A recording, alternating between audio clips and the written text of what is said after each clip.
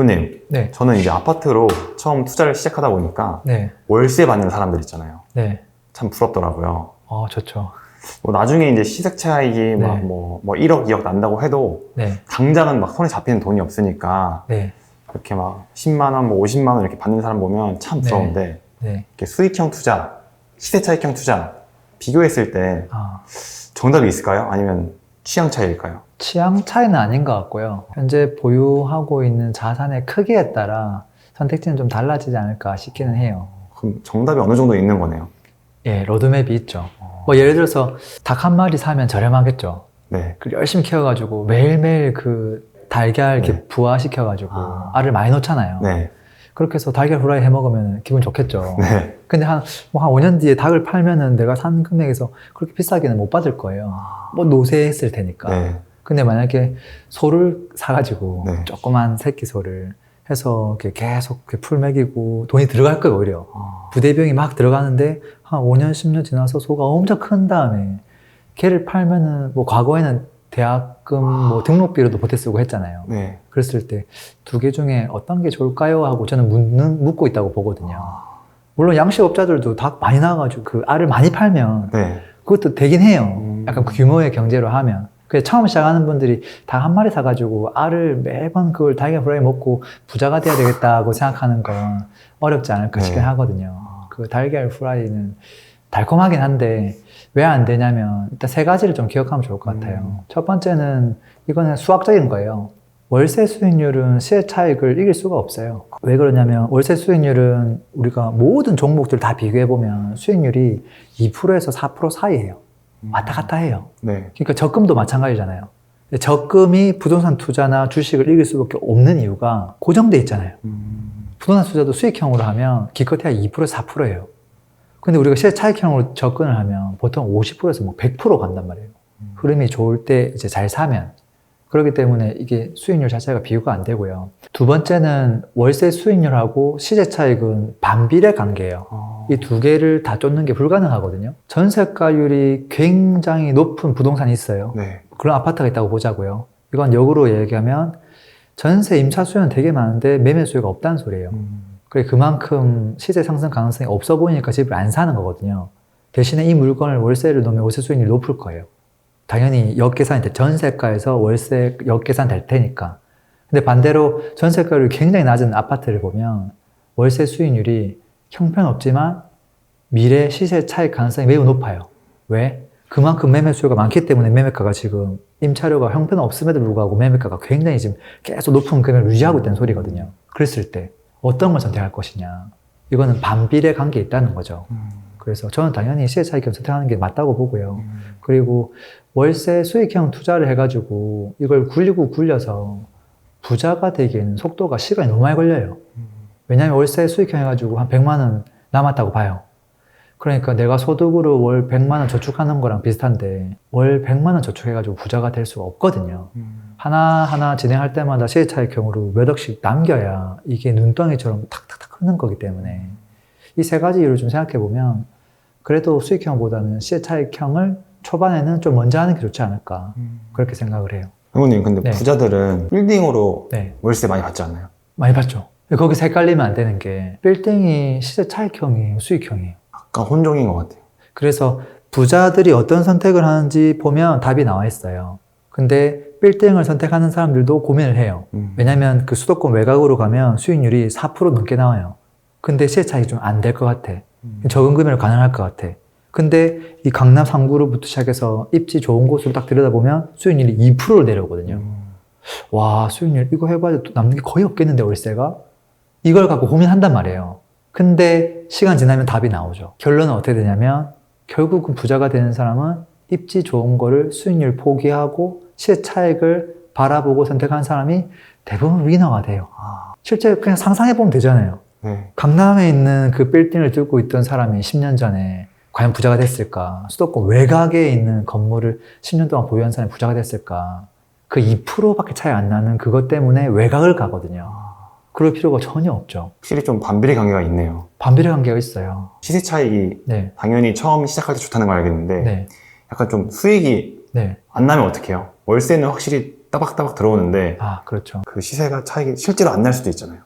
안 날 수 있죠. 그래서 하이 리스크, 하이 리턴이죠. 근데 사실 월세 수익형 투자를 했다고 해서 하락하지 않는 건 아니에요.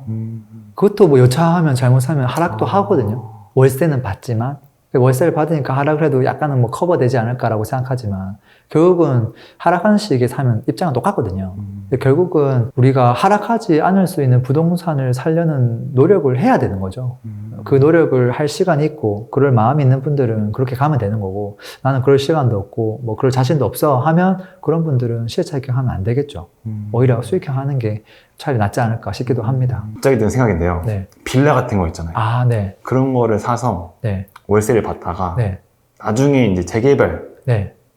노리면 추후에 네. 시세 차익도 있고 네. 두 가지 토끼를 다 잡을 수 있잖아요. 빌라도 매한가지인데 보통 이제 우리가 선택하는 빌라들이 신축을 또 은근히 많이 선택해요.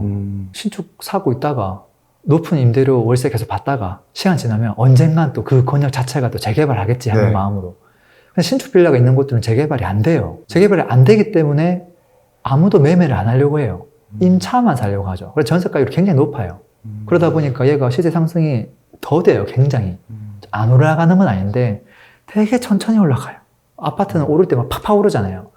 근데 반대로 이제 재개발이 확실히 가능한 곳으로 가면 되는데 그런 애들은 이미 프리미엄이 엄청 많이 비싸요. 뭐 입지 괜찮은 데는 피가 뭐 10억, 뭐 8억, 5억 그렇고 아예 구역 지정도 안 된 곳으로 가도 피가 5천, 1억이 있어요. 그럼 빌라를 사는데 투자 금액을 한 1억, 2억 넣어야 되거든요. 네. 근데 이 전세나 월세는 형편없어요. 왜? 허름하고 아무도 안 들어가려고 하니까. 그래서 얘는 월세 수익률이 형편없죠.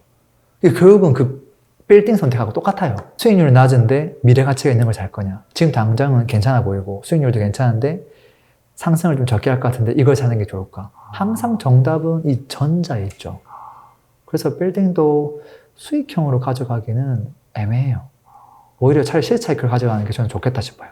두 마리 토끼를 다 잡는 건 현실적으로 불가능하네요. 그러다가 낙동강 오래 알 되죠. 맹구님 그러면 네. 언제까지 시세 차익형 투자를 해야 될까요? 그럼 제가 물어볼게요. 저한테 한 10억만 빌려주면 한 5년 뒤에 10억을 얹어서 줄게요. 그게 첫 번째예요. 네. 두 번째는 뭐냐면 10억을 빌려주면 매달 200만 원씩 통장에 꽂아줄게요. 언제까지요? 5년 동안 딱. 둘 중에 어떤 거 선택하시겠어요? 첫 번째 선택. 그래요? 네. 왜? 10억 더 생기니까 네. 5년 좀 참을래요. 아, 그래요? 네. 근데 이제 200만 원씩 다 더해서 5년치 해봐야 사실은 1억 조금 넘거든요. 네. 이 10억이잖아요. 네. 비교가 안 되잖아요. 네. 실제 투자가 이렇거든요. 근데 중요한 건 뭐냐면 10억이 없는 경우가 많아요. 일단 첫 번째는. 네. 그래서 일단 돈을 불리는 게 필요하고요. 근데 돈을 불리다 보면 그럼 만약에 제가 10억을 빌려줬어요. 네. 5년 뒤에 10억을 줬어요. 네. 20억 생겼죠. 네. 그럼 제가 똑같은 제안을 또 할 거예요. 네. 20억 빌려주면 5년 뒤에 20억 얹어줄게. 아니면 지금 400억씩 매달 받고 5년 동안 받을래라고 하면 그럼 어떤 선택하시겠어요? 저 400만 원이면 좀 괜찮을 것 같은데. 근데 여기는 20억 얹어주는데 5년만 딱 보유하면? 그러니까 이게 네. 시간이 지나도 네.